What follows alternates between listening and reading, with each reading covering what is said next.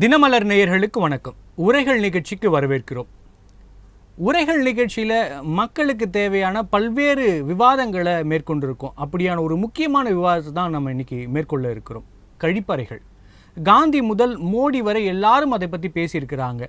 ஆனால் மக்களுக்கு தேவையான கழிப்பறைகளை கட்டி கொடுத்துட்றாங்களான்னா இல்லைன்றதான் ஆன்சராக இருக்குது. ஏற்கனவே எல்லா அரசும் கழிவறைகளுக்கான நிதிகளை ஒதுக்குறாங்க, கட்டுறாங்க.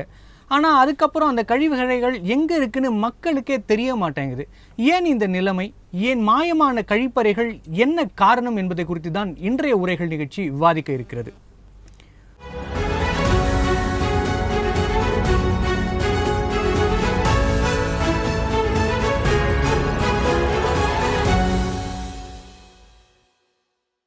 மாயமான பொது கழிப்பறை, மக்களின் அவசர தேவை மாநகராட்சிக்கு புரியாதா என்பது குறித்து விவாதிக்க நம்மோடு இணைந்திருப்பது திரு VS ராமன், பத்திரிகையாளர். வணக்கம் சார். மற்றும் அரசியல் விமர்சகர் திரு அருண்குமார் அவர்கள். வணக்கம் சார். ராமன் சார், எல்லா பட்ஜெட்லையுமே மக்களுக்கு பொது கழிப்பறை கட்டுறதுக்கான நிதி ஒதுக்கீடு பண்ணுறாங்க. நிறைய அறிவிப்புகள் வருது. நாம் கூட நிறைய இடத்துல பார்க்குறோம், கலர் கலராக நிறைய இடத்துல கட்டுறாங்க பில்டிங்லாம். ஆனால் அதுக்கப்புறம் அது எங்கே இருக்குன்னே தெரிய மாட்டேங்குது சார். புதர் மண்டி போயிருக்கு, மூடி வச்சுருக்காங்க, இது மாதிரி நிறைய விஷயங்கள் இருக்குது. என்ன காரணம் சார் இப்படி கழிவறைகள் உபயோகத்தில் இல்லாமல் போகிறதுக்கு? அதாவது ஆரம்ப காலத்துல மக்களுடைய வாழ்க்கை என்பது மக்கள் தொகை பெருக்கம் கம்மியா இருந்தது. அதனால காடு கழனிகள்லாம் இருந்தது.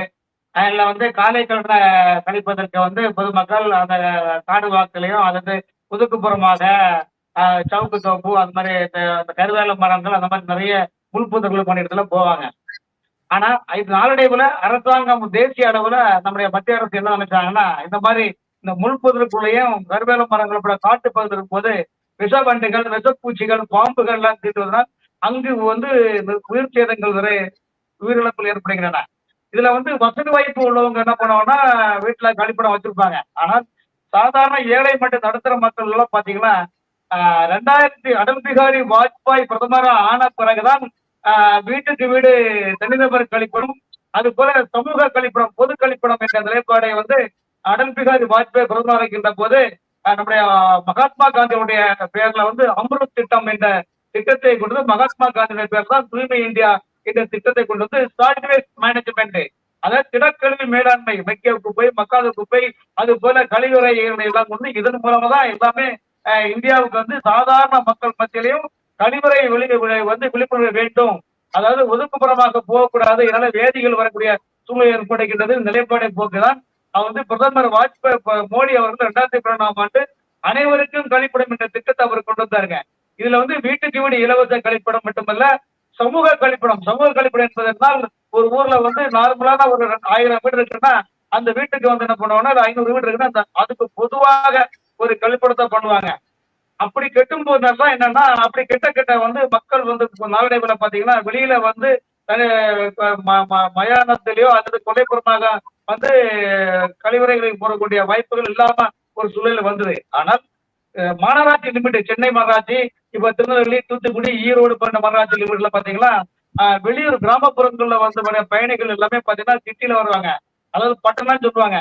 அந்த சிட்டிக்குள்ள வரும்போது பாத்தீங்கன்னா ஒரு காலத்துல கழிப்பிடங்கள் இருந்தது. ஆனா கழிப்பிடம் இருக்கும், எல்லாமே இருக்கும், ஆனா தண்ணி இருக்காது. தண்ணி இருந்தா அங்க தண்ணியும் கிடையாது, கழிப்பறை இருந்தாலும் குப்பை பிடிச்சு இது குவாட்டர் பாட்டிலும் வேஸ்டேஜ் பாட்டிலும் அங்க பொதிஞ்சு கிடக்கும், உள்ள போக முடியாது. அவ்வளவு மோசமான ஒரு சூழ்நிலையில இருந்தது. இதெல்லாம் பாத்தீங்களா அரசாங்கத்தை மாநில அரசோ இதுல பற்றி எந்த விதமான, அதாவது சுதந்திரம் கிடைத்த காலத்திலிருந்து இன்று வரையிலும் உள்ளாட்சித்துறை, இன்னைக்கு உள்ளாட்சித்துறை, ஊராட்சி, பேராட்சி, நகராட்சி, மாநகராட்சி என்பது உள்ளாட்சி அமைப்புகள் எல்லாமே அந்த பேருந்து நிலையங்களில் என்ன பண்ணுவோம்னா அந்த கழிவறை பண்ணுவாங்க. அப்புறம் சின்ன டேங்க்ல தண்ணீர் தொட்டிலாம் வைப்பாங்க. ஆனா இன்னைக்கு பாத்தீங்கன்னா எங்கேயுமே கிடையாது. ஏன் கிடையாதுன்னா, இன்னைக்கு என்ன பண்ண, ஆண்டுக்கு ஒரு முறை அமௌண்ட் ஒதுக்குறாங்க. இந்த கழிவறை அமௌண்ட் எல்லாமே பாத்தீங்கன்னா மத்திய அரசுடைய தூய்மை இந்தியா திட்டத்தின் மூலமாக அது நிறைய பல ஆயிரம் கோடிகள் ஒவ்வொரு மாதம் நிதிகள் ஒதுக்குறாங்க. ஆனா அந்த நிதிகளை எல்லாம் யார் டீல் பண்ணா, உள்ளாட்சித்துறை தாங்க இதெல்லாம் பாக்குது. ஆனா உள்ளாட்சித்துறை என்ன பண்றாங்கன்னா, நீங்க 2012 வெரி வெரி சிம்பிள், 2012க்கு அப்புறம் நீங்க பாத்தீங்கன்னா என்ன பண்ணா மத்திய அரசு கொடுக்குற அமௌண்ட் எல்லாம் மாநில அரசு வாங்கி கொண்டு அந்த உள்ளாட்சித்துறை மூலமாக எந்தெந்த இடத்துல பேருந்து நிலையம் இருக்கின்றது, எந்தெந்த இடத்துல மக்களை வந்து கூடக்கூடிய அந்த நிலப்படைகள் இருக்கின்றன, இந்த இடம்லாம் தேர்வு செய்து அங்க வந்து பொது கழிப்பிடத்தை ரெடி பண்ணுவாங்க.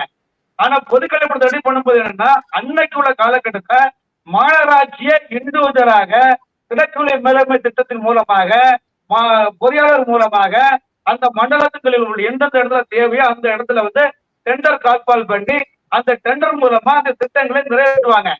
ஆனா 2016 என்னன்னா வந்து உள்ளாட்சித்துறை அமைச்சர்களும் அந்த அமைச்சரை சேர்ந்த பினாமிகளும் சேர்ந்துதான் இந்த திடக்கலை மேலாண்மை திட்டம், அதாவது கழிவறை கழிப்பிடங்கள் திட்டம், பார்க்கு திட்டங்கள்லாம் அவங்களே பினாமிகள் மூலமா எடுத்து வேலை செய்யும் போது அந்த சம்பந்தப்பட்ட துறை அவர்களை அந்த வேலை வாங்குவதற்கோ அந்த பில்டிங் கட்டுமான துறைகளுடைய குவாலிட்டியை மெயின்டைன் பண்ணதுக்கோ அந்த மாநகராட்சி அதிகாரிகள் எந்த இதுவும் அவங்களை வந்து தட்டி கொடுத்து வேலை வாங்க முடியாது. ஏன் வேலை முடியும்னா அவர்கள் வந்து அமைச்சருடைய பினாமிகள் மூலமாக அந்த டெண்டர் பண்ணி இழைக்கின்றார்கள்.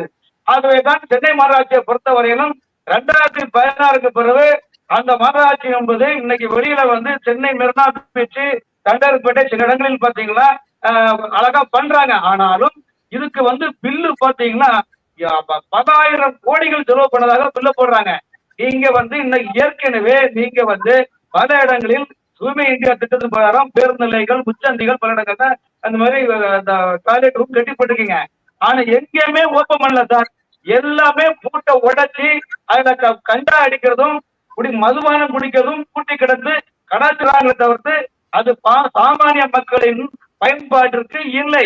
இன்னைக்கு சென்னையில வந்து சிஎம்டி அடிப்படையில் இருக்கிற கோயம்பேடு பேருந்து நிலையத்துல பாத்தீங்கன்னா பிரைவேட்டேஷன் பார்த்தனால அதை ஒழுங்கா ஓரளவுக்கு பார்த்துட்டு இருந்தாங்க. இன்னைக்கு அந்த பேருந்து நிலையம் எல்லாமே எனக்கு கிளம்பாக்கம் போயிடுச்சு. இன்னைக்கு பேருந்து நிலையத்துல பஸ்ல பயணமா செய்யக்கூடிய ஆண்களோ பெண்களோ கை குழந்தைகளையோ தங்களுடைய கழிப்பறைகளை வெளியேற்றுவதற்காக எந்த விதமான அடிப்படை கட்டமைப்பு எங்குமே கிடையாது. ஒரே உதாரணம், சென்னை மாநகராட்சி லிமிட்டுக்குள்ள பேருந்து நிலையங்களிலோ அல்லது அரசு அலுவலகங்களிலோ பொதுமக்கள் பயன்பாட்டிற்கு எங்கேயுமே கழிப்பறை கிடையாது. கழிப்பறை உடைந்து அது பயன்பாட்டுக்கு உள்ள முடியாத லெவலுக்கு இருக்கிறாங்க. ஆனா அந்த கழிப்பறையை மெயின்டைன் பண்ணக்கூடிய அரசு துறை வேறு அதிகாரிகளுடைய கழிப்பறையை பார்த்தீங்கன்னா பெரிய அதாவது செண்டு எல்லாம் போட்டு பர்ஃபியம் போட்டு லெமன் ஸ்ப்ரே எல்லாம் போட்டு அவ்வளவு குதூகலமாக அவங்களுடைய அபிஷேக் கழிப்பறை இருக்கும். அவங்களோட வீடு எப்படி கழிவறை அதே மாதிரி இருப்பாங்க. ஆனால் பொதுமக்கள் பயன்பாட்டிற்கோ அல்லது மாநகராட்சி சாதாரண அரசு பயன்பாட்டுக்கோ உள்ள அந்த கழிவறை செய்வது மனிதம் போக மாட்டார் சார். இலவசமா இயற்கை விலைக்கு கொடுத்து வாங்கக்கூடிய ஒரு நிலைப்பாடு உள்ளது. ஆக சென்னை மாநகராட்சி வந்து இந்த கழிப்படங்களை கட்ட போறோம் என்பது முழுக்க பில்லு போட்டு இவர்களை காப்பாற்றுவதற்காக இந்த திட்டமிட்ட தவிர்த்து மக்களுக்கு அடிப்படையான எந்த விஷயமும் கிடையாது சார். இன்னொரு உதாரணம் சொல்றேன். ராமன் சார் தொடர்ந்து பேசலாம். அருண்குமார் சார், ராமன் சார் சொன்ன மாதிரி கழிப்பறைகள் வந்து நிறைய கட்டியிருக்காங்க, ஆனால் அது பயன்பாட்டில் இல்லை. குறிப்பாக பார்த்தீங்கன்னா இந்த பொது கழிப்பிடங்களை தாண்டி கம்யூனிட்டி கழிப்பிடங்கள் அப்படிங்கிற மாதிரி ஒரு மார்க்கெட்டுக்குள்ளேயோ ஒரு ஹாஸ்பிட்டல் பொது கவர்மெண்ட் ஹாஸ்பிட்டலுக்குள்ளேயோ இல்லை பேருந்து நிறுத்தங்கள்லையோ கழிப்பறைகள் இருக்குது. பேருந்து நிறுத்தங்களில் ஓரளவுக்கு இருக்குது. ஆனால் மார்க்கெட் போகிற இடத்துலையா இருந்தாலும் சரி, ஹாஸ்பிட்டல்லையாக இருந்தாலும் சரி, பொதுமக்கள் வந்து போகிற இடத்துல வந்து கழிப்பிடங்கள் கட்டி அதை பயன்படுத்தாமே இருக்காங்க. அதற்கான காரணம் என்ன? மக்களுக்கு அங்கே தேவையில்லை அப்படின்னு நினைக்கிறாங்களா மாநகர்? அதாவது இந்த கழிப்பறையை பொறுத்தவரையில் ஒட்டுமொத்த இதுவரை ஆளுகின்ற அரசோட தோல்வி தான் இது. ஏறக்குறைய இன்றைக்கி சென்னை வந்து 426 கிலோமீட்டர் சரௌண்டிங், சதுர கிலோமீட்டர் பரப்பு வந்து சென்னை. ஒரு சதுர கிலோமீட்டருக்கு ஒரு கழிப்பறை நீங்கள் கணக்கு பண்ணால் கூட ஒரு 400க்கும் மேற்பட்ட கழிப்பறைகள் இன்றைக்கி சென்னையில் இருக்கணும். ஆனால் சென்னையில் இருக்கா? இல்லைன்றதான் நிதர்சனமான உண்மை. இல்லை, அவங்க கொடுத்துருக்க டேட்டாவில் 547 கழிவிடங்கள் பில்டிங்காக கட்டியிருக்காங்க. அதை தாண்டி 530க்கு மேற்பட்ட கழிவிடங்களில் டெம்பரவரி கழிவிடங்கள் அந்த ரெட் கலரில் இருக்க அந்த கழிவிடங்களை கட்டியிருக்கான்னு நம்ம மாநகராட்சி கொடுக்குறாங்க. பேப்பரில் இருக்கிறது வந்து நிதர்சனமான உண்மைன்றது 2 வித்தியாசம் இருக்குது. நான் வந்து எனக்கு தெரிஞ்சு எந்த சதுர கிலோமீட்டரில் இத்தனை கழிப்பிடங்களை நான் பார்க்கல. அதாவது இப்படி வேணா இருக்கலாம், மேபி இப்போ மெட்ரோ வேலை இருக்கிறதுனால எல்லாமே இடித்து ஓரமாக வச்சுக்கலாம் மேபி. ஆனால் அவங்க கொடுக்குற புள்ளி வரதுக்கும் அதுக்கும் சம்மந்தமே இருக்காது. ஒன்று. இன்னொன்று வந்து 2 விஷயமா அதை பார்க்கலாம். மக்களோட தனி மனித ஒழுக்கம் எந்த அளவு இருக்குது, அதையும் இதில் ஒரு பாயிண்ட் ஆஃப் வியூவில் சேர்த்துக்கலாம். இப்போது நம்ம சென்னையை பொறுத்தவரையில் இங்கே எடுத்துக்கிட்டோம்னா இப்போ வந்து மைக்ரேட் ஆகி ஏற்கனவே ஒரு 1.5 கோடி மக்கள் இருக்கிறாங்க. ஓகேங்களா? ஒரு சதுர கிலோமீட்டருக்கு 2 கழிப்பறை இருந்தால் தான் இதை சரியாக நம்ம மேனேஜ் பண்ண முடியும். அப்போது காலங்காலமாக இந்த பொது கழிப்பறை இலவச கழிப்பறையினாலும் அதில் ஒரு 5 ரூபா வாங்கிட்டு தான் உள்ளே அலோவ் பண்ணாங்க ஒரு டைமுக்கு முன்னாடிலாம். அப்போ நடுவில் இது ஒரு பெரிய இஷ்யூ ஆனதுக்கப்புறம் அந்த 5 ரூபா வாங்காமல் அரசாங்கம் பார்த்துக்குன்னு சொல்லிட்டு அரசாங்கம் பார்க்காம எல்லா கழிப்பறைகளும் மூடி வச்சிருக்கிறது தான் இன்றைக்கி நிதர்சனமான உண்மை. அதுக்கப்புறம் அந்த மொபைல் டாய்லெட்னு ஒன்று கொண்டு வந்தாங்க. அங்கங்கே ஸ்டீலில் அங்கங்கே வச்சாங்களே தவிர ஒரு இடமும் மெயின்டெனன்ஸே கிடையாது, ஒரு இடத்துலையும் தண்ணி ஊற்றுறது கிடையாது. அண்ணன் சொன்ன மாதிரி அதெல்லாம் கஞ்சா அடிக்கிறவங்களோட புகழிடமாக தான் இன்றைக்கி இருக்குது. அப்போது வருஷம் இது மத்திய அரசு தோல்வியாக தான் பார்க்குறேன். அண்ணன் சொன்ன மாதிரி ஸ்வச் பாரத் பிரதமர் சொல்கிறாரு, தூய்மை இந்தியான்னு சொல்கிறாரு, அதுக்காக நிதி ஒதுக்குறாங்கன்னு சொல்கிறாரு. அந்த நிதி ஒதுக்கீடு சரியான முறையில் செலவிடப்படுகிறதா அப்படின்னு பார்க்குறதும் மத்திய அரசோட வேலை தான். ஏன்னா இன்றைக்கி ஒரு ஜிஎஸ்டி ஒரு சின்ன பிரச்சனை வரும்போது மத்திய அரசு எந்த அளவுக்கு தீவிரம் ஆர்வம் காட்டுது. எல்லாத்துலேயுமே வந்து இப்போ மாநகராட்சி சம்மந்தப்பட்ட விஷயங்களில் நீங்கள் நேரடியாக மத்திய அரசு குற்றம் சாட்டுறது சரியாக வரும்? நேரடியாக இல்லை, அதாவது அண்ணன் சொன்ன மாதிரி 10,000 கோடி இதுக்கு ஒதுக்கீடு பண்ணும்போது அந்த ஒதுக்கீடு சரியான முறையில் செலவிடப்படுகிறான்றது பார்க்குற விஷயம் மத்திய அரசு இருக்குன்னு தான் சொல்கிறோம். நம்ம மாநகராட்சி வந்து இங்கே தூக்கி சுமக்கலையா, அவங்களோட முழு தோல்வின்னு தானே நம்ம இதை சொல்கிறோம். இப்போது அரசு அலுவலகங்களே எடுத்துங்க, எத்தனையோ ஆர்டிஓ ஆஃபீஸ் இருக்குது, பேருந்து நிலையம் இருக்குது, மருத்துவமனைகள் இருக்குது, எங்கே கழிப்பறை இருக்குது? எங்கேயுமே இருக்காது. அந்த வார சுவர்களில் பார்த்தா அத்தனை பேரும் சிறுநீர் கழிச்சு நாற்றம் அடிக்கும் இடங்களாக தான் அத்தனை இடமும் இருக்குது. நம்ம இன்றைக்கி வளர்ச்சி மேற்கிந்திய நாடுகளுக்கு ஈக்குவலாக நம்ம வளரோன்னு சொன்னாலும் அது ஆடையிலையும் ஃபோன்லேயும் தான் வளருமே தவிர அடிப்படை இன்ஃப்ராஸ்ட்ரக்சரில் நம்ம வளரல. இப்போ உலக அளவில் எடுத்துக்கிட்டோம்னா இப்போ ஜெர்மனி போன்ற ஜெர்மனி நாட்டில் தான் உலக அளவில் கழிப்பறைகள் மிகவும் சுத்தமாக மெயின்டைன் பண்ணுறாங்க, ஒரு சின்ன காசு வாங்குறாங்க. நாமும் அரசுக்கு அதான் சொல்கிறோம், நீங்கள் வந்து இலவச கழிப்பறை வேணாம், ஒரு 2 ரூபா வாங்கிக்கோங்க, அது சுத்தமாக மெயின்டைன் பண்ணுங்கள். இப்போ ஏன் அதை மெயின்டைன் பண்ண மாட்டேன்றாங்கன்னா அதுக்கு ஊழியர்கள் கிடையாது. இப்போது கழிப்பறைன்னு சொல்லிட்டு ஒரு இடம் வச்சாங்கன்னா அதை மெயின்டைன் பண்ணுறதுக்கு குறைஞ்சபட்சம் ஒரு 2 ஊழியர்களாக இருந்தால் தான் அதை மெயின்டைன் பண்ண முடியும். நிதர்சனமான உண்மை. அதற்கான தண்ணி தேவைகள், அதாவது இவங்க வந்து லாரியில் கொண்டு வந்து ஊற்றுவாங்க, அதெல்லாம் வாய்ப்பே கிடையாது. தினமும் லாரியில் பொதுமக்களுக்கே உங்களால் சப்ளை பண்ண முடியல. அப்போ அந்த இடங்களில் ஒரு போர் போடணும்.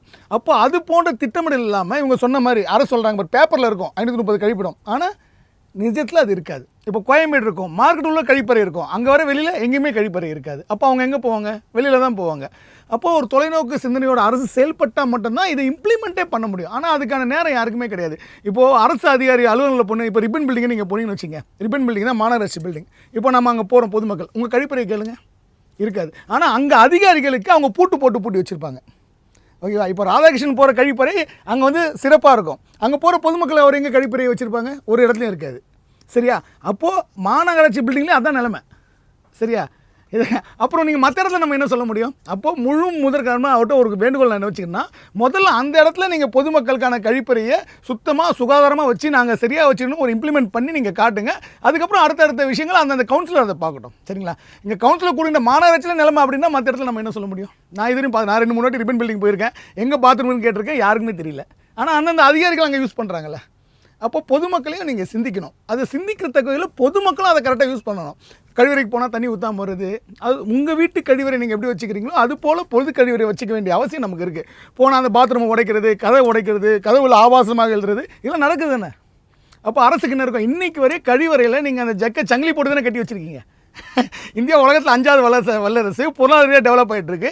ஆனாலும் கழிவறையில் ஜக்கை கூட சங்கிலி போட்டு கட்ட நிலைமை தானே இன்றைக்கி நம்ம தமிழ்நாடும் இருக்குது, இந்தியாவும் இருக்குது. அப்போ மக்களோட தனி மனித ஒழுக்கம் என்னதான் வருமானம் உங்களுக்கு பெருகினாலும் மக்களோட தனி மனித ஒழுக்கமும் அரசு அதுக்கு சரியாக செலவு பண்ணும். பேப்பரில் இல்லை, நிஜத்தில் செலவு பண்ணி மெயின்டெனன்ஸ்னு ஒன்று இருக்குது. இன்றைக்கி மெட்ரோ ட்ரெயினில் பண்ணுறீங்களே, இன்றைக்கி மெட்ரோ நிலையங்கள் எடுத்துங்க, எப்படி ஐரோப்பிய கண்ட்ரிக்கும் அமெரிக்க கண்ட்ரிக்கு யூகேவில் நீங்கள் மெட்ரோ ட்ரெயினில் மெயின்டைன் பண்ணுறீங்க? இதே தமிழக அரசு தானே, இதே மத்திய அரசு தானே அதை மெயின்டைன் பண்ணுறீங்க. அப்போ அதை பண்ணும்போது இங்கே ஏன் பண்ண முடியல? அலட்சியம் தான், வேறு என்ன sir? Raman sir, Arunkumar sir சொன்ன மாதிரி கழிவறைகளை கிட்ட கூட போக முடியல சார். ஒரு 10 அடி கிட்ட கூட அது திறந்திருந்தாலும் சரி, இல்லை பூட்டு போட்டிருந்தாலும் சரி, அது பக்கத்தில் கூட போக முடியாத நிலைமையில தான் கழிவறைகள் இருக்குது. அதற்கு முழு காரணம் அரசு மட்டும் அப்படின்னு சொல்ல முடியாது, பொதுமக்களும் அப்படிங்கிற ஒரு குற்றச்சாட்டை வைக்கிறார். அதை நீங்கள் எப்படியா பார்க்குறீங்க? அதாவது நம்முடைய வணிகர்களின் பாதுகாவலரான சமூகங்கள் அருண்குமார் சொன்னது 100க்கு 100 கரெக்ட். காரணம் என்ன, அந்த பாத்ரூம்ல இருக்கிற அந்த கிளாஸ் ஜக்கை கூட சங்கிலி போட்டு கட்டக்கூடிய சூழல் இன்னைக்கு ரயில்வே ஸ்டேஷன்ல கூட நீங்க கம்பார்ட்மெண்ட்ல போனீங்கன்னா இதுக்கு அந்த காட்சி இருக்கலாம். ஏன்னா அதை கூட தூக்கிட்டு போகக்கூடிய நிலைப்பாடு. நம்ம என்ன சொல்றோம்னா அங்கொண்டும் இங்கொண்டும் சிறு தவறுகள் இருக்கலாம். நீங்க சென்னை மாநகராட்சி மிகப்பெரிய உலகத்திலே வழிகாட்டியா இருக்கிறது. சிங்கார சென்னை சொல்லக்கூடிய ஒரு சின்ன உதாரணங்க, நம்ம சென்னையில நடுவுல இருக்கிற ஹைகோர்ட் அருகில் உள்ள பிராட்வே பஸ் ஸ்டாண்ட் எடுத்துக்கொள்ளுங்க. அது போல நம்ம பூக்கடை போலீஸ் ஸ்டேஷன் பக்கத்துல வண்டியெல்லாம் கார்லாம் பார்க்கிங் விடுவாங்க பாருங்க, அந்த இடத்துல பாருங்க மனுஷன் நடமாடக்கூடிய கூட கிட்டத்தட்ட அவ்வளவு ஸ்மெல் வருதுங்க. காரணம் இதுக்கு பொது கழிப்பிடங்கள் எதுவுமே கிடையாதுங்க. ஆனா என்ன விஷயம்னா, இந்த பொது கழிப்புகள் இருந்ததாகவும் இந்த பொது கழிப்பிடத்தில் சுகாதாரத்துறை ப்ளீச்சிங் போட்டதாகவும் மருந்து போட்டதாகவும் அந்தந்த மண்டல அதிகாரிகள் கோழி பில்ல போட்டு சாப்பிடுறாங்க சார். அதாவது இந்த பொது கழிப்பிடங்கள்ல வந்து மாநகராட்சி என்பது 200 வார்டு 15 மண்டலம். இந்த 15 மண்டலம் பாத்தீங்கன்னா பல மண்டலங்களில் உள்ள உதவி சேர்ப்பாளர்களும் செயற்பொறியாளர்களும் ஏசிக்களும் இந்த பொது கழிப்பிடம் மேல திரும்பி கூட பார்க்கறது கிடையாது. அப்படி இடம் இருக்குதான்னு அவங்களுக்கே தெரியாது. காரணம் என்றால் இன்னைக்கு சென்னை உதாரணத்துக்கு பாருங்க, சென்னை மாநகராட்சி பாத்தீங்கன்னா மண்டலம் 2, மண்டலம் 8, மண்டலம் 9, மண்டலம் 11, மண்டலம் 12, மண்டலம் 5 இங்கெல்லாம் பாத்தீங்கன்னா மக்கள் அதிகமாக கூடக்கூடிய இடங்கள். எங்கேயாவது ஒரு இடத்துல இந்த மண்டலத்தோட அதிகாரிகள் கழிப்பிடங்களை பராமரித்தோம் என்று ஒரு இடத்த காட்ட சொல்லுங்க. இவர்கள் எல்லாம் யாரு பில்டிங் கட்டுவாங்க, எங்க டெண்டர் ஒர்க் நடக்கும், எங்க பஸ் ரூட் சாப்பாடு போடுவாங்க, எங்க பில்டிங் ஒர்க் நடக்குது, இங்க எப்படி லஞ்சம் வாங்கலான்ற ஒரே முடிவு இருக்காங்க தவிர்த்து சாமானியா சென்னை மாநகராட்சிக்கு லிமிட்டுக்குள்ள சாமானியா பொதுமக்களை பற்றியோ பாமர மக்கள் பற்றியோ இவர்கள் கடுகளும் கூட கவலைப்படுவது கிடையாது. நீங்கள் சமீப காலமாக சென்னை மாநகராட்சியில இப்ப இருக்கிறது ராதாகிருஷ்ணன், இதுக்கு முன்னாடி அந்த கந்தசிங் பேடி இருந்தாரு, அவர் கந்தசிங் பேடி ஹெல்த் செக்ரட்டரியா இருந்தாரு. அவருக்கு தெரியாதா அரசாங்க மருத்துவமனையில பொதுமக்கள் பயன்படுத்தக்கூடிய எந்த கழிப்பறையிலாவது அந்த ஹெல்த் மினிஸ்டர் பார்க்க போனாரா அல்லது ஹெல்த் செக்ரட்டரி பார்க்க போனாரா? அதே போல தமிழகத்தில் உள்ள ஊராட்சி, பேராட்சி, நகராட்சி, மாநகராட்சி உள்ள அந்த பஸ் லிமிட்டுக்குள்ள எந்த கழிப்படைத்தாவது நகர்ப்புற அமைச்சர் ஆய்வு செய்தாரா? ஊரகத்துறை அமைச்சர் செய்வாரா? நகர்ப்புற இயக்குநர் ஆய்வு செய்தாரா? அல்லது சென்னை மாநகராட்சி ஆணையர் ஆய்வு செய்தாரா? இவர்கள் எல்லாம் போகும்போது கொஞ்சம் பிளீச்சிங் போடுறோம், கொஞ்சம் லெமன் ஸ்ப்ரே போட்டு வச்சுக்கிடுவாங்க. அது போல வேற எந்த இடத்தையும் அவங்க பார்க்கறது கிடையாது. இவர்களுக்கு மக்கள் மீது எந்த ஒரு பாசமோ பந்தமோ விசுவாசமே கிடையாது. ஆட்சியாளர்கள் யார், எந்த ஆட்சியாளர் வந்தாலும் பொதுமக்களுடைய நலன்களை இவர்கள் பேணுவது கிடையாது. பொதுமக்களை ஒரு ஓட்டு வங்கிக்கு மட்டும்தான் பயன்படுத்துகிறார்கள் தவிர்த்து மக்களுடைய சுகாதாரத்தை இவர்கள் அக்கறை கொள்வது கிடையாது. நான் ஒன்னே ஒன்று சொல்றேங்க, சென்னை மாநகராட்சி லிமிட்டுக்குள்ள இருக்கிற பொது கழிப்பிடத்தை இந்த மாநகராட்சி ஆணையர் ஒரு நாளைக்கு ஆய்வு செய்தாரா? மூக்க பிடிச்சுதாங்க இருப்பாரு, மறுநாளைக்கே உடம்பு சரியில்லை அவரே ஹாஸ்பிட்டல் அட்மிட் பண்ணுவாரு. அதுக்காக சொல்றேன், நான் சொல்லக்கூடிய இடங்கள்ல பல இடங்களை பாருங்க நிக்க முடியாதுங்க. யூரின் ஒரு வயசான எல்லாருக்கும் சுகர் பேஷண்ட், அவங்க காலையில யூரின் எங்க சார் போவான்னு சொல்லுங்க. வந்து அப்ப எங்க போய் நிப்பான்? நீங்க எங்க கெட்டி கொடுத்த கெட்டின இடத்துல மூடியாச்சுங்க. ஆனால் திடக்கலை மேலாண்மை திட்டத்தின் மூலமாகவும் சுகாதாரத்துறை திட்டத்தின் மூலமாகவும் ஐயா நான் சொல்றேன், அன்புகுமார் சாருக்கு இந்த கதையெல்லாம் தெரியும். சென்னை மாநகராட்சி கடந்த 12 ஆண்டு காலமாக எங்கேயாவது ஒரு இடத்துல பொதுமக்கள் பயனாளர்களுடைய பிளீச்சிங் போர்டு போட்டுக்காங்களா, குளோரின் போர்டு போட்டுக்காங்களா? ஒண்ணுங்கப்பா, இந்த பிளீச்சிங் போர்டு குளோரின் போர்டு எங்க வாங்கினாங்க, யார் வாங்குறாங்க? ஆனால் வாங்கியது போல பில்ல போட்டு பாக்கெட்ல போட்டு போறாங்களே தவிர்த்து இவர்கள் எல்லாம் மக்கள் நல விரும்பிகள் சும்மா நடிக்கிறாங்க சார். வந்து நான் எந்த ஆட்சியாளர்கள் யாராக இருந்தாலும் சுகாதாரத்தை ஒன்று பேணுவது கிடையாது. மக்கள் பஸ் ஸ்டாண்ட்ல எவ்வளவு கஷ்டப்படுறாங்க சார். வந்து காலை கட்டண வெளியூர்ல இருந்து வராங்க, பஸ் ஸ்டாண்ட்ல நிக்கிறாங்க, எங்க போய் நிற்பாங்க? அப்படி இருந்தா கூட 2 டாய்லெட் ரூம் இருக்கும், அந்த 2 டாய்லெட் 200 பேர் கீழே நிற்பாங்க. ஆக பொதுமக்களோட நலன் கருதி இன்னைக்கு சென்னை மாநகராட்சி லிமிட்டுக்குள்ள இருக்கிற மாநகராட்சியுடைய பொது கழிப்பிடங்கள் ஒரு சின்ன உதாரணம் சொல்றாங்க. ஆனந்தூர்ல கிண்டி மேம்பாலத்தை அர்பன் ஸ்கொயர்னு ஹைவேஸ் டிபார்ட்மெண்ட் அந்த மேம்பாலம் அடியில உணவுகள், அப்புறம் கேளிக்கை பூங்காக்கள், அப்புறம் மியாவுக்கு காடுகள் திட்டங்களை வச்சு அழகா கொண்டு வந்திருக்காங்க. ஏன் நான் சொல்றேன், நீங்க வந்து பொது கழிப்பிடம் கட்டுறேன்னு சொல்றீங்களே, அந்த பொது கழிப்பிடம் நீங்க ஸ்லாப் போட்டு வாக்குறீங்க, அந்த ஸ்லாப் என்னங்க அது வேலைக்கு ஆகுமா? நீங்க பக்காவா புதுசா கட்டி அதுல வந்து பயணிகள் எலக்ட்ரானிக் மோட்டார் பைக் சார்ஜர் போடுது, செல்போன் சார்ஜர் போடுது, அப்புறம் இன்டர்நெட் சார்ஜர் போடுது, அதுல ஒரு சின்ன டீ ஷாப் வைக்கலாம். இதெல்லாம் மக்களுடைய வளர்ச்சி திட்டங்கள் சார். வந்து எது வளர்ச்சி? நீங்க ஜிஎஸ்டி வரி கட்டல அரசாங்கம் மற்ற ஏமாத்த நீங்க சொல்லக்கூடியவர்கள். இந்த மாநில அரசு மக்களுடைய வளர்ச்சி என்ன?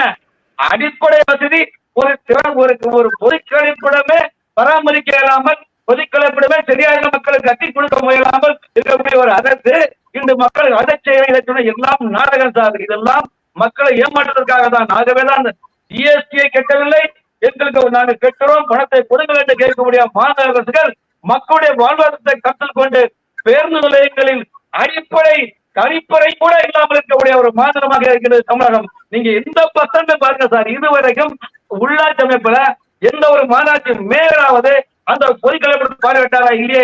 இதெல்லாம் வெளியில சொன்னா அவங்களுக்கு கோபம் வரும். ஏன் கோபம் வருதுன்னா ராமன் சார், மாநகராட்சி ஆணையர் ராதாகிருஷ்ணன் அவர்கள் நேற்று சில கழிப்பிடங்களுக்கு சென்று ஆய்வு நடத்தியிருக்கிறார். அதில் பார்த்தீங்கன்னா ஒரு 192 இடங்களில் பழுதாக இருக்குது, அது சரி செய்யப்படும் அப்படிங்கிற ஒரு விஷயம் அவர் சொல்லியிருக்காரு சார். சார் இது இல்ல சார், அவரால் ஒன்றும் பண்ண முடியாது சார். சென்னை மாநகராட்சி கமிஷனருடைய பதவி என்பது எப்படின்னா, விருப்பம் இல்ல பெண்ணை எண்ணி எத்தனை நாள் வாழ்வது என்று ஒரு நிலைப்பட்டார் சார் அவருடைய மனநிலை. இன்னைக்கு மக்களுடைய மனநிலை என்னன்னா, மாநகராட்சியுடைய ஏழை நடுத்தர மக்கள் வாழ்வுடைய நிலைப்பாடு என்னென்னால், பொங்கல் பிறந்தாலும் தீபம் எரிந்தாலும் ஏழைகள் வாழ்வதை கண்ணீரை இந்த நிலைப்பாடு சொல்வார்கள். இதெல்லாம் மக்களுடைய வாழ்வாதாரம், ஏழை அடித்தட்டு மக்களுடைய வாழ்க்கையுடைய கஷ்ட நஷ்டங்களை ஆட்சியில் இருப்பவர்களுக்கோ சொகுசு வசதியில் இருக்கிறவர்கள் இதெல்லாம் தெரியாது சார். அனுபவ ரீதியாக என் போன்ற அல்லது சமூக அருண்குமார் போன்ற ஒரு இளைஞர்கள் தமிழகத்தில் பல இடங்களில் சென்று பார்க்கின்ற மக்கள் பல்வேறு அவலங்கள் எல்லாம் இவர்களுக்கு தெரியாது சார். காரணம் என்றால், சென்னை மாநகராட்சி இன்னைக்கு வந்து யாரோ கையோ அதிகாரம் சென்று விட்டது. அவர் நினைத்தால் கூட ஒன்றும் செய்ய முடியாத நிலைமை சார். அண்மையில் அண்ணா நகர்ல அந்த டெவலப்பர் பூங்கல் நடக்கும் போது என்ன நடந்தது நீங்களே பார்த்திருப்பீங்க. அப்படிப்பட்ட ஒரு நிலைப்பாடு உள்ளது. 200 வார்டுகள் இன்னைக்கு வந்து மீண்டும் இது 10,000 35 ஊராட்சிகளை புதுசா இணைக்கிறாங்க.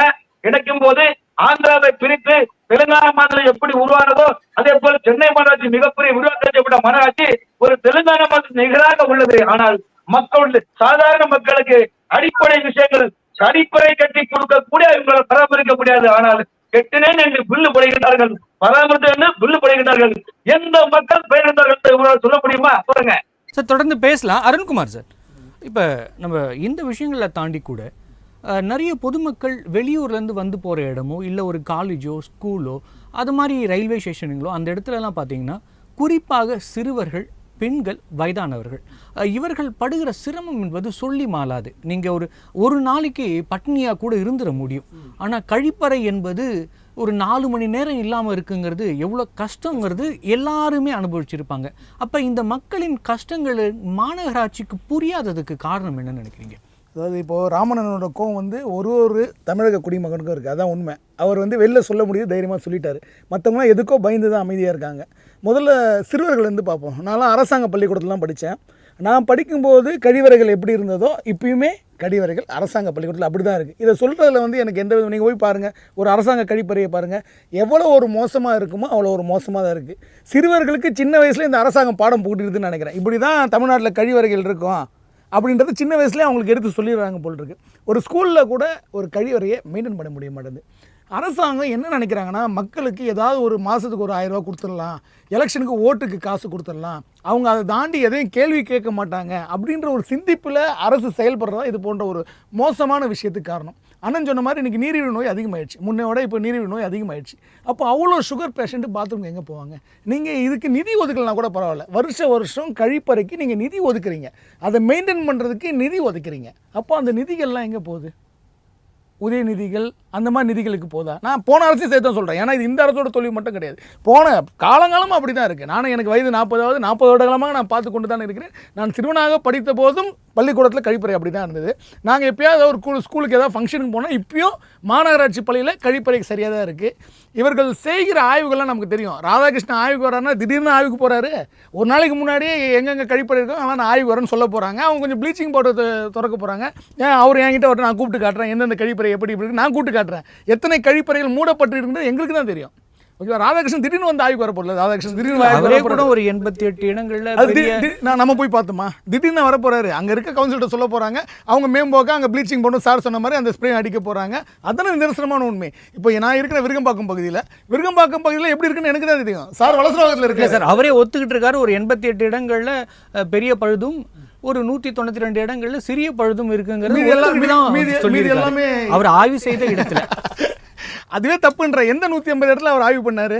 அவர் தாக்கல் பண்ணுவார், வெளியே ஃபோட்டோட வெளியிடுவாரா, வீடியோட வெளியிடுவாரா? இப்போ லைவ் எல்லாத்துக்கும் லைவ் போடுறாங்கல்ல, திடீர்னு ஒரு அரசாங்கம் அந்த மாதிரி லைவ் போட முடியுமா அவரால்? அவருக்கு தெம்மும் திராணியும் இருக்குது, அவருக்கு லைவ் போடுவாரா? நான் 150 இடத்துல போனேன், ஒரு அதிகபட்சம் வேணாம், ஒரு இடத்துக்கு ஒரு நிமிஷம் லைவ் போட சொல்லுங்கள் அவரை.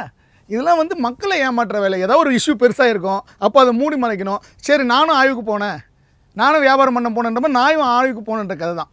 பெண்கள் நிலை ரொம்ப ரொம்ப மோசம். இப்போ முன்ன மாதிரி கிடையாது. பெண்கள் எல்லாம் வீட்டை விட்டு வெளில ஆரம்பிச்சிட்டாங்க. அத்தனை பேர் வேலைக்கு போகிறாங்க, வணிகம் செய்ய போகிறாங்க. முதல்ல வீட்டுக்குள்ளே இருப்பாங்க, அவங்களுக்கு அந்த கழிப்பறை பிரச்சனை கிடையாது.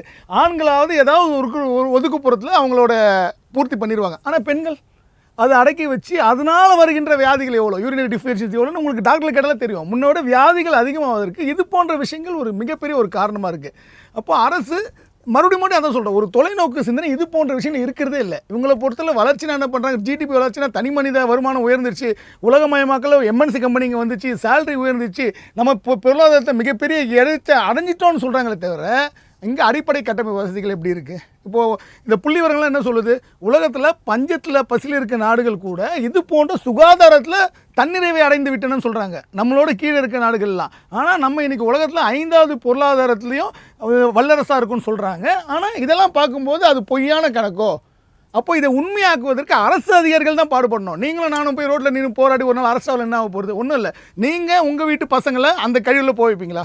இப்போ ராதாகிருஷ்ணன் இருக்கார், அவர் ஒரு மிகப்பெரிய சம்பளம் வாங்குறாரு, அவர் ஃப்ளாட்டில் கரெக்டாக இருக்கும். நீங்கள் உங்கள் பசங்களையோ உங்களோட மனைவிகளையோ இந்த பொது கழிப்பிடத்தில் போக வைக்க முடியுமா? நீங்கள் போவீங்களா முதல்ல? அப்போது என்றைக்கு அந்த நிலை வருதோ, ஒரு அரசாங்க அதிகாரி உயர் அதிகாரி வழியில் போகும்போது என்றைக்கு பாத்ரூம் போனால் பொது கழிப்பறை யூஸ் பண்ணுறாரோ அன்றைக்கி தான் இது தண்ணீர் அடைந்ததாக அர்த்தம். அது வரைக்கும் வாய்ப்பே கிடையாது. நீங்கள் என்றைக்காவது எந்த அரசு அதிகாரியாக போய் பார்த்துருக்கீங்களா? இல்லை ஒரு போலீஸ்காரை போய் பார்த்துருக்கீங்களா? யாருமே போக மாட்டாங்க. அப்போ என்றைக்கு அவங்க போகிற சூழ்நிலை வருதோ அன்றைக்கி தான் அது சரியாக இருக்குன்னு அர்த்தம். அப்போது இதுக்கு மீண்டும் மீண்டும் சொல்கிற தொலைநோக்கு சிந்தனை, மக்களோட ஒத்துழைப்பு. நீங்களும் உங்கள் வீட்டு பாத்ரூம் மாதிரி வச்சுக்கணும், சரிங்களா? அதுவும் ரொம்ப மோசமாக இருக்கும். நிறைய பேர் குடிச்சிட்டு இன்றைக்கி எல்லாமே 24 மணி நேரம் சாராயம் கிடைக்குது. அண்ணனுக்கு தெரியும், பத்திரிகையில் 24 மணி நேரம் சாராயம் கிடைக்குது. பார் கிடையாது. பார் கிடைக்கலாம், அத்தனையும் கழிப்பறையாக தான் பாராக யூஸ் பண்ணுறாங்க, கழிப்பறையாக தான் கஞ்சா அடிக்கிற இடமா யூஸ் பண்ணுறாங்க. அது எல்லாருக்குமே தெரியும். அப்போ அந்த மாதிரி யூஸ் பண்ணும்போது பொதுமக்கள் பயப்பட தானே செய்வாங்க. அது ஒரு பாயிண்ட் இருக்குல்ல. அப்போ நீங்கள் மதுவை கட்டுப்படுத்தணும், கஞ்சாவை கட்டுப்படுத்தணும், அது போன்ற இடத்துல பாதுகாக்கணும். இப்போ ஒரு பெண்கள் போனாங்கன்னா எப்படி தைரியமாக போக முடியும் அந்த இடத்துல, ஒரு கஞ்சா அடிக்கிற இடத்துலையோ மது அடிக்கிற இடத்துலையோ சரியாக மெயின்டைன் பண்ணியிருந்தா கூட. அப்போது தோல்வி அரசோட தோல்வி, மக்களோட ஒத்துழைப்பு ரெண்டும் ஒரு நேர்கோட்டில் சந்திக்கும் போது நாம் ஒரு சுகாதாரமான சென்னையாக மாறும். அதாவது ஸ்டாலின் எப்போ சொன்னார், சிங்கார சென்னைன்னு சொன்னார், எனக்கு தெரிஞ்ச ஒரு 20 வருஷத்துக்கு முன்னாடி. அந்த சிங்கார சென்னை ஆகணும்னா இது போன்ற விஷயங்களில் நம்ம தண்ணீரை பெற்றால் மட்டும்தான் சிங்கார சென்னை ஆகும். இல்லைனா பேப்பரில் தான் சிங்கார சென்னையாக இருக்கும், ஒரு நாள் பேப்பர் நியூஸ் ஆகும். அவ்வளோதான். கண்டிப்பாக சார். சார் ராமன் சார், இப்போ சமீபத்தில் நான் திருப்பதிக்கு போயிருந்தேன் சார். அங்கே திருமலையில் பார்த்தீங்கன்னா அவ்வளோ பொது கழிப்பிடங்கள் இருந்தது. அந்த கழிப்பிடங்களில் மிகச்சரியாக மக்கள் பயன்படுத்துகிறாங்க. அப்போ ஒரு இடத்துல இவ்வளோ மக்கள் கூடுற இடம், திருப்பதி உங்களுக்கு நல்லா தெரியும், அவ்வளோ மக்கள் போகிற இடம், அங்கே மிக சரியான கழிப்பிடங்களும் மக்களையும் அதை சரியாக பயன்படுத்துகிற போது அது இங்கே மாநகராட்சியில் அது மாதிரியான ஒரு வசதிகளை ஏற்படுத்தி கொடுக்கறதுல என்ன இங்கே டிஃபிகல்ட்டி இருக்க போகுது? அதே மாதிரி அங்கே சரியாக பயன்படுத்துகிற அதே பொதுமக்கள் தான் இங்கேயும் வாழ்கிறார்கள். அப்போ அங்கே சரியாக பயன்படுத்துகிறாங்க, இங்கே சரியாக பயன்படுத்தாததுக்கு என்ன காரணம் நீங்கள் நினைக்கிறீங்க? இல்லை, அதாவது பேரறிஞர் அண்ணா சொல்வாரு, உடலும் உள்ளமும் தூய்மையாக இருந்தால் உற்பத்தி திறன் அதிகரிக்கும் என்று பொறியாளர்களுக்கு அண்ணாதுரை சொன்ன ஒரு வாசகம். இப்போ நீங்க ஆந்திராவை சொல்றீங்க, திருப்பதி கோயில போனா கழிப்பறைகள் நிறைய இருக்குது, அதாவது அவ்வளவு கழிப்பறை இருக்குது. அந்த மாநிலத்தினுடைய அரசு எடுக்கக்கூடிய எண்ணம், திட்டம், அந்த திட்டத்தை பயன்படுத்தி பராமரிக்கக்கூடிய அந்த அறநிலையத்துறையுடைய அமைச்சருடைய நிலைப்பாடு, அந்த கம்பெனியுடைய எண்ணங்கள், திட்டங்கள், தொலைநோக்கு பார்வை என்பது இதனாலதான் நீங்க என்னைக்கு சொல்றீங்க அந்த இடத்துல போகும்போது எல்லா உட்கட்டங்களும் இருக்குது. இதுதான் உண்மை. ஆனால் அதே திருப்பதி கோயில போற பக்தர்கள் தமிழகத்தில் இருக்கிற எந்த அறநிலையத்துறை, அதாவது இந்து அறநிலையத்துறையால் பராமரிக்கப்படக்கூடிய இணை துணை இந்த உதவியாளர் இந்த அந்தஸ்துல உள்ள திருப்பதி, நீங்க பழனி கோயிலையோ, திருச்செந்தூர் கோயிலையோ, சுசீந்திர மும்மூர்த்தி ஆலய கோயிலையோ, திருத்தணி கோயிலையோ, வடபழனி கோயிலையோ கழிவறை பேருக்குதான் இருக்கும், ஆனா அது பூட்டி கிடக்கும். நல்ல புரிஞ்சுக்க சார். பக்தர்கள் வரக்கூடிய பக்தர்களுக்கு தமிழகத்தில் எந்த அறநிலையத்துறை பராமரிக்கப்பட்ட எந்த கோயிலுமே கழிவறைகள் என்பது இருக்கும், ஆனா பூட்டி கிடக்கும். அப்படி கேட்கும்போது என்ன, நீங்க கோயிலுக்கு பின்னால கொஞ்சம் சுத்தி பாருங்க, அவ்வளவு நாசம் பிடிச்சு கிடக்கு சார், எந்த பராமரிப்பு கிடையாது சார். இன்னைக்கு தமிழ்நாட்டை பொறுத்தவரையிலும் இந்த சுகாதாரத்துறை பொறுத்த வரைக்கும் பொது கழிப்பிடத்தின் மீது அரசு எந்த நடவடிக்கையும் எடுப்பது கிடையாது. அந்த திட்டத்துக்கான அமௌண்ட ஒதுக்குவாங்க, அந்த அமௌண்ட ஒதுக்கி அந்த துறையை சார்ந்த நபர்களிடம் நீ பாதி நான் பாதி கண்ணு என்ற நிலைப்பாடு உருவாகி இவர்கள் மக்களை பற்றி நீங்கள் ஆந்திராவில் இருக்கிற வழக்கு இவர்கள் சொல்றார்கள், திராவிட ஆட்சியில் தான் திராவிட ஆட்சியில் தான் நாங்கள் மக்கள் மேம்பாடுகின்றார்கள், மக்கள் தேனாரிலும் பாலாரிலும் ஓடுகின்றார்கள். யாரையா ஓடுறீங்க? ஆட்சியில் இருந்தவங்க எல்லா கல்லூரிகளும் கல்வி நிறுவனங்களும் மருத்துவ நிறுவனங்களும் எல்லாமே ஆட்சியில் இருக்கக்கூடிய கையில தான் இருக்குது. பொதுமக்கள் கையில என்ன இருக்குது? பெருமக்கள் கையில பொதுமக்களை நீங்க கொடுக்க திருவோடு மட்டும்தான். அதனாலதான் சொல்றேன், தமிழ்நாட்டு மக்கள் மத்தியில் இவர்கள் எந்த இடத்திலுமே கழிப்பறை இல்லை சார். சார் கழிப்பறை நீங்க எங்கேயாவது இடத்துல நீங்க குட்டிகள் சென்னை உதாரணம், சென்னை மாநகராட்சி ஆணையர் நாளைக்கு 200 வார்டு 15 மண்டலம், தெற்கு ரீஜனல், வடக்கு ரீஜனல், மத்திய ரீஜனல் 3 ஐஎஸ் இருக்கிறாங்க. இவர்களால் யாராவது ஒருத்தர் தங்களுடைய லிமிட்டுக்குள்ள இருக்கிற பொது கழிப்பிடத்தை ஆய்வு செய்தார்களா? இல்லை. ஆனால் பொது கழிப்பிடத்திற்கான சேவைகள், அங்கு உள்ள அனிமேட்டர்ஸ் பணியாளர்கள், அங்கு உள்ள பிளீச்சிங் பவுடர் போடப்பட்ட எல்லா பணிகளும் நடைபெற்றதாக பில்லுகள் போடப்படுகின்றன. இந்த பில்லுடைய பணங்களை எடுத்து செல்கின்றன.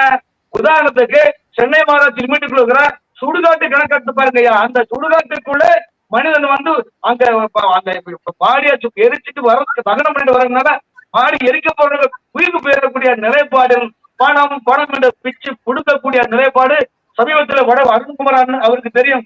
வடபள்ளியில ஏஎம் சுடுகாட்டுக்குள்ள சமீபத்தில் நடந்த என்ன பிரச்சனை? இப்படி சென்னை மாநகராட்சி லிமிட்டுக்குள்ள பொது கழிப்பிடம் மட்டுமல்ல பிரச்சனை, மயானங்களும் தகனா செய்யக்கூடிய மயானங்களிலும் அரசியல் விளையாடுகின்றன. ஆட்சியாளருடைய குணாமிகள் விளையாடுகின்றார்கள். இப்படி பொழுது மக்களுடைய சொல்லலா துயரங்கள், கழிப்பறை கிடையாது மட்டுமல்ல, சுகாதாரம் கிடையாது மட்டுமல்ல, மயானங்களும் கூட கேள்விக்குறியான நிலைப்பாடு உள்ளது. காரணம் என்றால் மாநகராட்சி ஆணையருக்கு எல்லாமே தெரியும், அவரால் எதுவுமே செய்ய முடியாது. காரணம் என்றால் எதுவும் அவர் கையில் இல்லை, எதுவுமே அவர் கையில் அவர் நினைச்சாலும் கூட செய்ய முடியாது. எல்லாமே அங்க அரசியல் உள்ள புகுந்து விளையாடும் போது மக்களை நடுத்தல விட்டுட்டு போயிடுவாங்க. இப்ப மழை காலங்களில் எப்படி நம்ம கஷ்டப்படுறோம், அதே போல தங்களுடைய துன்பங்களையும் தோராயங்களையும் அந்த வந்து சகிச்சு கொண்டு போனோம்னா பொது கழிப்பிடத்தை பற்றி இவர்கள் நாளைக்கு இந்த தினமலர் உரைகள் செய்தல இவ்வளவு வருதுங்க. தம்பி அருண்குமார் சொல்லியிருக்காரு, நாங்களும் சொல்லியிருக்கோம், நீங்களும் கேட்கறீங்க. இந்த செய்தியேற்பாடு நாளைக்கு சென்னை மாநகராட்சி ஆணை 15 மண்டலோட கழிப்பறைகள் லிஸ்ட் எடுங்க.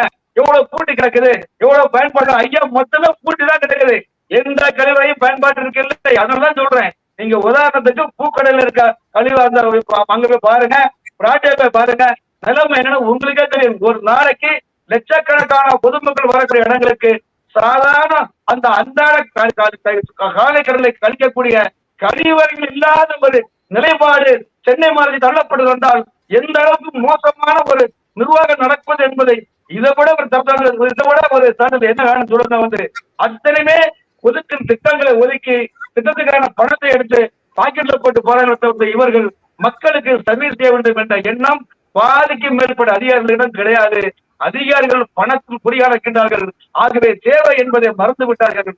தினமலர் முறைகள் தான் தொடர்ந்து ஒவ்வொரு முறையும் மக்களுடைய நலன்களை முன்னேற்ற பாதையில் செல்ல வேண்டும் என்று கவலைப்படக்கூடிய ஊடகம் என்றால் அது தினமலர் உரைகள் என்பது என்னுடைய பதில் சார். நன்றி சார், நன்றி சார். சார் அருண்குமார் சார், இந்த பொது கழிப்பிடங்கள் அப்படிங்கிறத தாண்டி சென்னையில் இன்னும் நிறைய குடியிருப்புகளில் கழிப்பிடங்கள் இல்லாத குடியிருப்புகள் இன்னும் இருக்குது. அங்கே வந்து அந்த மக்களுக்காக ஒரு கழிப்பிடங்களை நிறைய இடத்துல கட்டி கொடுத்துருக்காங்க. ஆனாலும் அந்த கழிப்பிடங்கள் வந்து இப்போ சரியாகவே இல்லை. அந்த மக்கள் இன்னும் பொது வழியில் கழிப்பிடங்களாக பயன்படுத்துகிற நிலைமை இன்னும் மாநகராட்சியில் இருக்குது. இதற்கு என்ன மாதிரியான நடவடிக்கைகளை புரியல? இல்லை, நீங்கள் நிறைய நம்ம ஆத்தோரங்களில் நிறைய குடியிருப்புகள் இருக்குது. அவர்கள் ஹவுசிங் போர்ட் ஃபிளாட்ஸ், அதுக்கு முன்னாடி இருக்க நிறைய ஸ்லம்ஸ் ஏரியா அப்படின்னு சொல்லலாம், தவறான வார்த்தையாக கூட இருக்கலாம். அந்த ஏரியாவில் பார்த்தீங்கன்னா இந்த மக்கள் பயன்படுத்துவதற்காக ஒரு பெரிய ஒரு 10-15 சேர்த்த மாதிரி கட்டியிருப்பாங்க. ஆனால் அங்கே வந்து எந்த பராமரிப்பும் இல்லாமல் அது மூடி கிடக்கு. அந்த மக்கள் பொது வெளியில் போகிறாங்க, அவர்கள் நிறைய வியாதிக்குள்ளாகிறாங்க. அதற்கு என்ன மாதிரியான நடவடிக்கைகளை எடுத்தால் இது ஒரு நிரந்தர தீர்வு வரும்னு நீங்கள் நினைக்கிறீங்க? உங்கள் இறுதியான கருத்து. நிரந்தர தீர்வுனா நீங்கள் சொல்கிற விஷயம் சரியான விஷயந்தான். நீங்கள் சொன்ன மாதிரி இன்றைக்கி மக்கள் தொகை நிறையானாலும் இன்றைக்கி தங்குறவங்களோட பிளாட்ஃபார்மில் தங்குறவங்க இன்றைக்கி அதிகமாகிடுச்சு, முன்னையோட இன்றைக்கி அதிகமாகிடுச்சு. ஏன்னா வட இந்தியர்கள் நிறைய பேர் வந்துட்டாங்க. நீங்கள் சொன்ன மாதிரி இந்த ஆத்தோரங்களில் அந்த கம்யூனிட்டி ஹால் வந்து நீங்கள் சொன்ன 10-15 கழிப்பறைகள் வந்து ரொம்ப நாளாக கட்டியிருக்கும். ஆனால் ஒருபோதும் அது திறந்திருக்காது. காரணம் வந்து மெயின்டெனன்ஸ் தான். இப்போது அங்கே அதை உபயோகிக்கிறவங்க ஒரு முறை 2 முறை உபயோகித்தாலும் அதற்கான தண்ணி அங்கே இருக்கவே இருக்காது. இவங்க எல்லாம் என்ன சொல்லுவாங்கன்னா, இந்த ரிப்பன் வெட்டி இந்த ஃபோட்டோ எடுக்கிற வரையும் தான் அதுக்கான விஷயம் இருக்கும். அதை வச்சு ஒரு படமே வந்திருக்கும், நீங்கள் கூட பார்த்துருப்பீங்க. ஒரு படமே தேசிய விருது பெற்ற ஒரு படமே வந்திருக்கும். அதை ரிப்பன் கட் பண்ணி திறக்கிற வரைக்கும் தான் அதோட வேலை முடிஞ்சு. அதுக்கப்புறம் அரசு அங்கே தண்ணி என்னதுன்னு பார்க்க மாட்டாங்க. அது சம்மந்தப்பட்ட அலுவலரும் அங்கே போக மாட்டார், சம்மந்தப்பட்ட கவுன்சிலரும் போக மாட்டாங்க. மக்கள் பழக்கிட்டாங்க. காலங்காலமாக பொது வழி யூஸ் பண்ணி பழகினவங்கள நம்ம சுகாதாரத்துக்கு அதை நோக்கி திருப்புறோம்னா அதுக்கேற்ற அடிப்படை கட்டளைகள் அங்கே இருந்தால் தான் அங்கே போவாங்க. எனக்கு இதில் வேற ஒரு கேள்வி இருக்குது சார். இப்போ நீங்கள் ஒரு பஸ் ஸ்டாண்டு இல்லை வந்து ஒரு ஹாஸ்பிட்டல், மார்க்கெட் அப்படின்னா அந்த கழிப்பிடங்களை பயன்படுத்துகிறவங்க வழிபோக்கர்களாக இருப்பாங்க. அந்த இடத்துக்கு சம்மந்தப்பட்டவங்களாக இருக்க மாட்டாங்க. ஸோ அதனால் அங்கே ஒன்று ஏற்பாடு பண்ணலை, அதனால் அரசாங்கமோ அரசியல்வாதிகளோ பாதிக்கப்படலை அப்படின்னு நம்ம புரிஞ்சுக்க முடியும். ஆனால் இந்த மாதிரியான இடங்களில் ஓட்டு போடுற மக்கள் அங்கே இருக்காங்க. ஒரு சுயநலத்துக்காக கூட அங்கே ஒரு கழிப்பறைகளை கட்டினா அந்த மக்கள் ஓட்டு போடுவாங்கங்கிற பயம் கூட இல்லாமல் அந்த மக்களோட அவஸ்தைகளை புரிஞ்சிக்காம ஒரு லதாச்சிக்காக இருக்கிறது என்ன காரணம் அப்படின்னு நீங்கள் நினைக்கிறீங்க? ஒரே ஒரு விஷயம் சொல்லிடுறேன். டிஆர் பாலு கடந்த விஷயத்தில் ஒரு பேட்டியில் சொல்லியிருப்பார், எங்களுக்கு ஓட்டை எப்படி வாங்கணும்னு எங்களுக்கு தெரியும்னு இருப்பார். சரியா? அரசியல்வாதிகளை பொறுத்தவரையில் கடைசி நேரத்தில் காசு கொடுத்து ஓட்டு வாங்கிடலான்ற ஒரு தைரியம் இருக்கிறது தான் அதுமான விஷயங்களுக்கு காரணம். அவங்கள பொறுத்து அந்த 5 வருஷம் கவலைப்பட போகிறதில்ல. இப்போ எம்பி எலெக்ஷன் முடிஞ்சிச்சு, கவலைப்பட போகிறதில்ல. முடிஞ்சவங்க எங்கே போனார்? ஒருத்தர் லண்டனுக்கு போனார், ஒருத்தர் கொடைக்கானல் போனார். அவங்களோட திங்கிங் வந்து அப்படி தான் இருக்கும். அவங்கள பொறுத்தவரையில் 5 வருடம் கழித்து காசு கொடுத்து இந்த ஓட்டை வாங்கிடலாம் அப்படின்னு தான். மற்றபடி பொதுமக்களும் கேள்வி எழுப்புறதில்லை. உண்மையாக சொன்னீங்கன்னா, ஒரு விஷயத்துக்கு நம்ம போராட போனோம்னா நம்மை போன்ற பைத்தியக்காரர்கள் யார் என்ற அளவுக்கு தான் இந்த சமுதாயம் நம்மளை வச்சுருக்குது. ஓகேங்களா? அந்த கழிப்பறை கேட்டு போராடணும்னா அவங்களுக்கு ஒரு நாள் வேலை போயிடுது, ஒன்றுமே நடக்க போகிறது கிடையாது. என்ன நடக்க போகுது? ஒரு நாள் பத்திரிகை செய்தி தான் வருது. ஒரு மிகப்பெரிய அதிகாரியாக இருக்கிற ராதாகிருஷ்ணன் போன்றவர்களே 180 கழிப்பறைகள் ஆய்வு பண்ண இப்படி இருக்கும் போய் தான் சொல்கிறாரு. எத்தனை கழிப்பறை மூடி இருக்குன்னு நான் நிஜத்தில் பார்க்குறேன், தினமும் பார்க்குறேன். அப்போது இது போன்ற உயர்வு இருக்க அதிகாரிகள் இதுலேயே போய் சொல்லும்போது அப்போ அந்த விஷயத்தில் ஏன் போய் சொல்ல மாட்டாங்க? பொதுமக்கள் ரொம்ப வாழ்வது, அதாவது ஒரு சைடில் வானுயர்ந்த கோபுரங்கள் இருந்தாலும் இன்னொரு பக்கம் ரொம்ப ஒரு மோசமான விஷயமாக தான் இருக்குது. இப்போ நீங்கள் ஒன்று சாதாரண விஷயம், ஒரே ஒரு நிமிஷம் கொடுங்க. திருப்பதி அவ்வளோ நீட்டாக இருக்குது. திருப்பதியில் ஒரு நாளைக்கு ஏறக்குள்ள 80,000 1 லட்சம் பேர் வராங்க. அதுக்கு ஈக்குவலாக இன்றைக்கி திருச்செந்தூரில் வராங்க, பழனியில் வராங்க. ஏன் திருப்பதி தேவஸ்தானத்தில் பண்ணுறது நம்மளால் இங்கே பண்ண முடியல? ஏன்னா நீங்கள் இன்றைக்கி ஒரு 1000 ரூபா கொடுத்தீங்கன்னா திருச்செந்தூரில் இருக்க ஐயர் வந்து உங்களுக்கு நேராக கொண்டு போய் உள்ளே விட்டுருவார் உங்களுக்கு டிக்கெட்டு. இதுதான் நிதர்சனமான உண்மை. அறநிலையத்துறைக்கு என்றைக்கு திராவிட ஆட்சிகள் வந்ததோ, நான் எல்லா ஆட்சியும் தான் சொல்கிறேன், அறநிலையத்துறை சரியாக இயங்கவில்லை. ஒரு வெளியிலேருந்து வரவங்க என்ன நினைப்பாங்க? இன்றைக்கி நீங்கள் உங்களால் பண்ண முடியும். அண்ணனுக்கு தெரியும், திருச்செந்தூர் போனாலும் காசு கொடுத்து சாமியை கிட்ட பார்க்க முடியும். டிக்கெட்டு எடுக்கிறனால கவலை கிடையாது, அந்த ஐயர் காசு கொடுத்தா போதும்.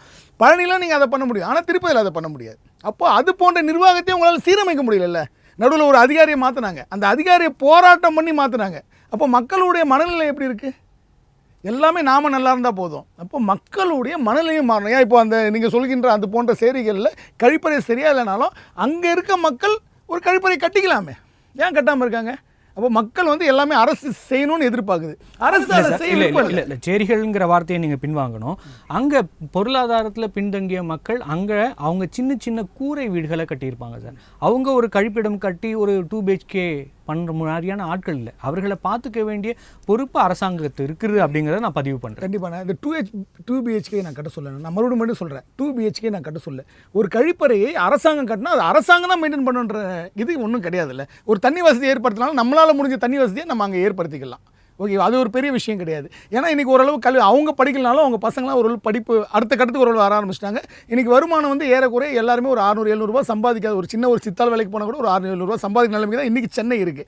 அப்போது அவங்களுக்கு வந்து பொது விஷயம் தானே, அதை அரசு பார்த்துக்கிட்டோம் அப்படின்ற மனநிலை வந்து மக்களுக்கு இருக்குது. அந்த மனநிலையும் மாறணும். நம்ம அரசாங்கம் நமக்கு பண்ணியிருக்கிறத பார்த்துக்க வேண்டிய அவசியம் நமக்கு இருக்குது. கண்டிப்பாக சார். நம்முடைய விவாதத்தில் கலந்து கொண்டு பல்வேறு கருத்துக்களை நம்மோடு பகிர்ந்து கொண்டமைக்கு நன்றி. மற்றும் ஒரு நிகழ்ச்சியில் சந்திக்கலாம்.